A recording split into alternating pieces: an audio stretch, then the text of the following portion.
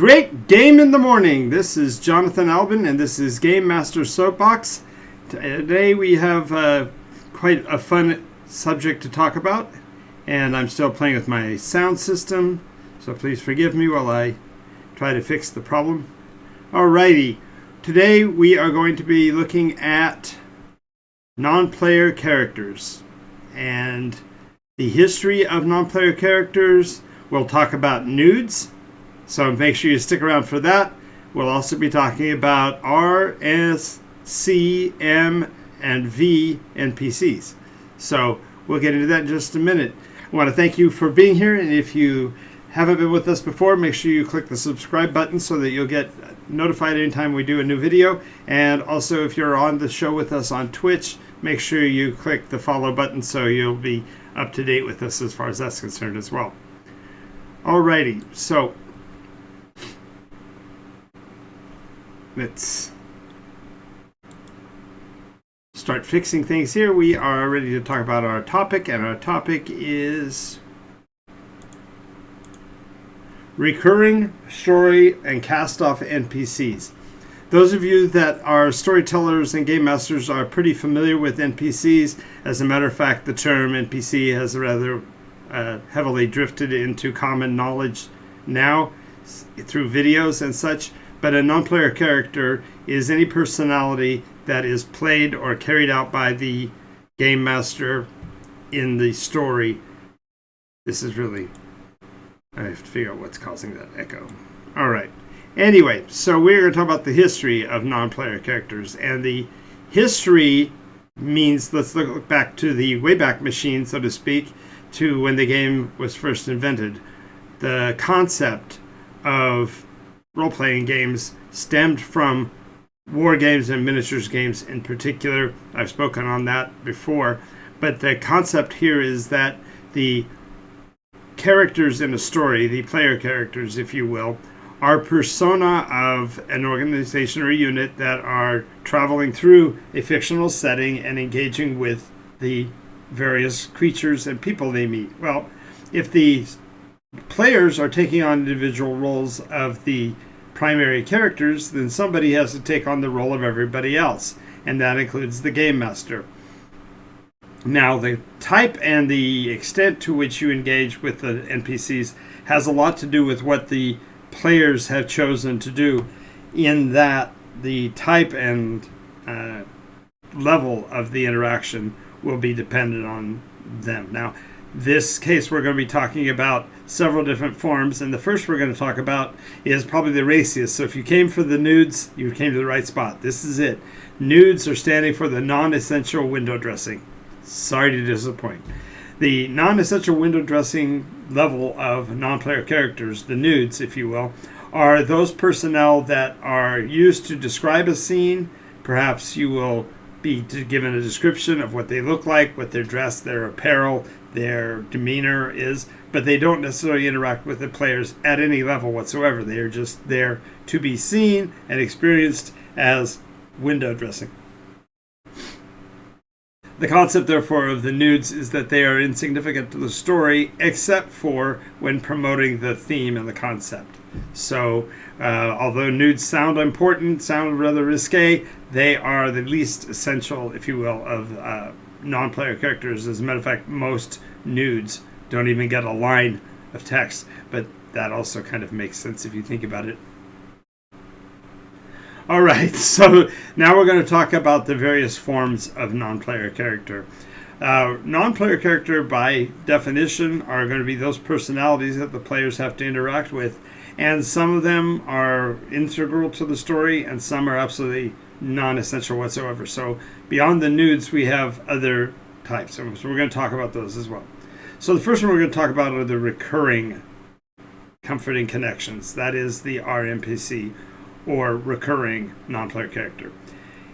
In the case of a story that is going on from a specific location, the innkeeper at the bar that the players frequent, or the barkeeper at the inn, depends on how you look at that, the person that takes care of their horses while they are in town and not traveling and such. These recurring personnel will generally have a name. They'll have some form of description. It'll usually be glossed over, and the players won't really notice the NPCs, at least not at first. And then as time goes by, the game master can cause them to be more useful, and therefore they rise up in the ranks, so to speak, and become something that the players look forward to meeting. This adds to the level of familiarity that you might want with your game. So realize that a recurring NPC is really a useful, comfortable thing for the players, and it gives them a feel that the universe is constant, that the personnel that they run into aren't always swapping out and changing.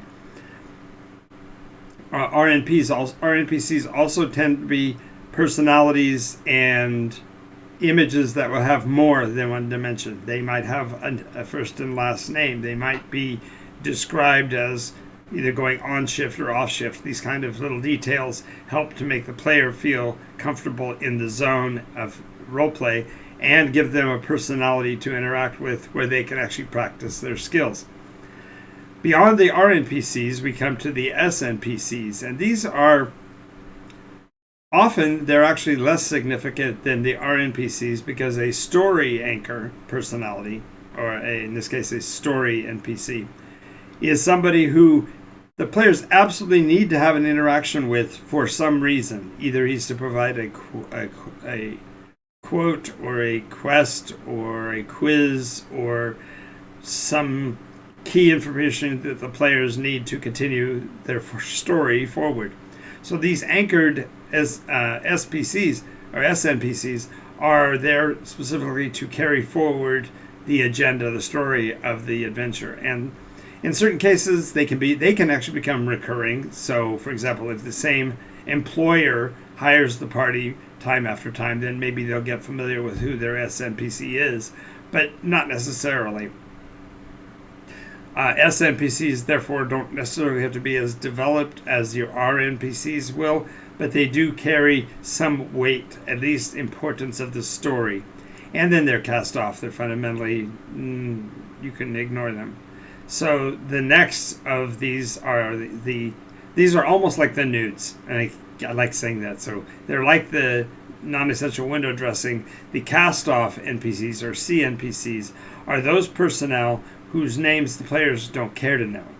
The scullery who works the kitchen nights, the person who clears the tables after they've eaten, the person that picks up the mess when they head back to their room or whatever.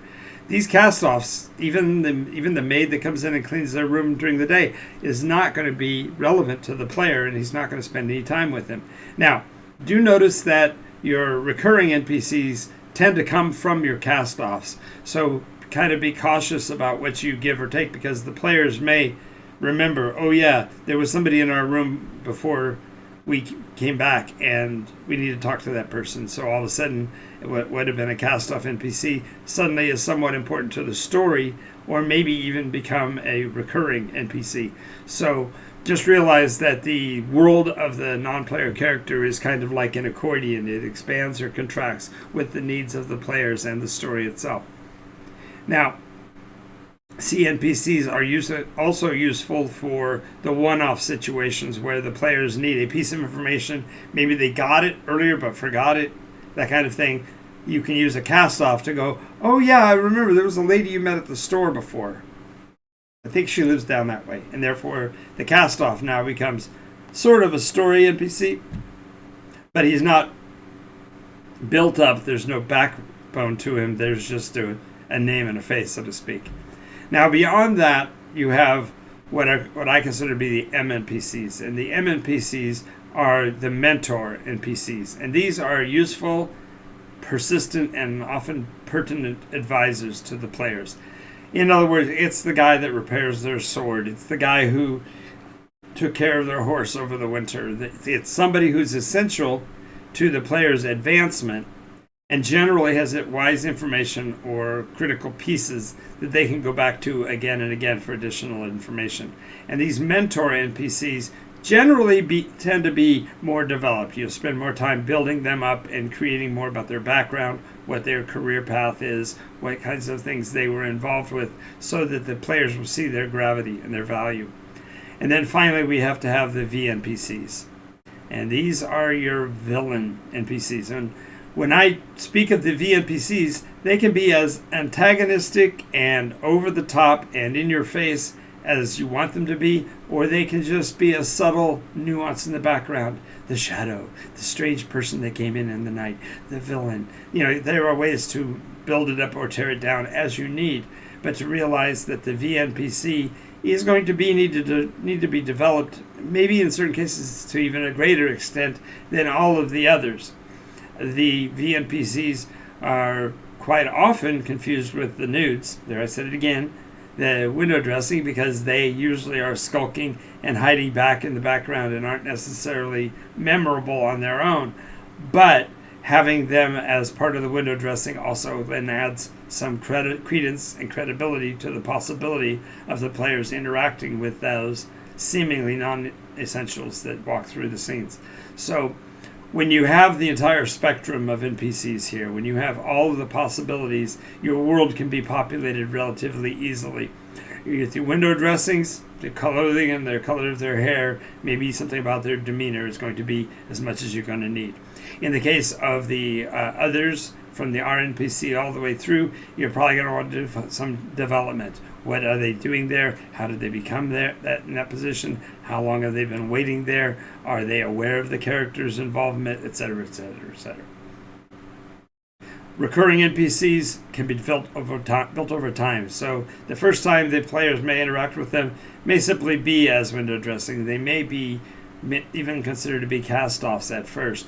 But the more you're able to hold on to the familiarity of them and lead the players to interact with them, the more recurring they will become, and then they can become trusted and eventually may end up being the MNPCs, the mentors that the players have been looking for all along.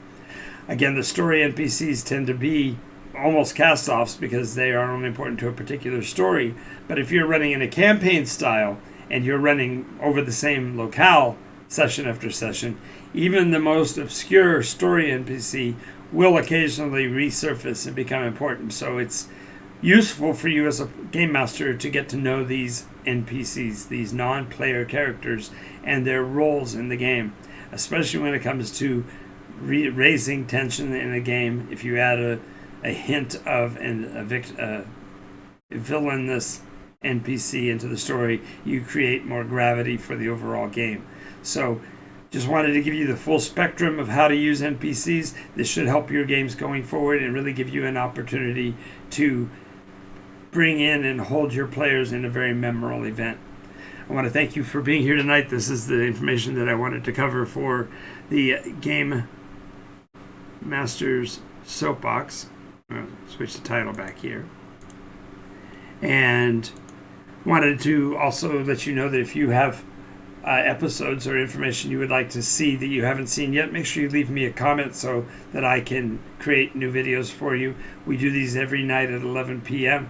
and I try to get them done in 15-20 minutes to give you the dynamite, the really useful information in as short a burst as possible, while sometimes I do complete rants. So this video I think has really helped, and make sure you tell everybody that this is the video that they need to see, because we talk about the NEWDs all the way through. Even here at the end, the window dressing makes a difference, so make sure your players get to know your NEWDs, if nothing else. All right. So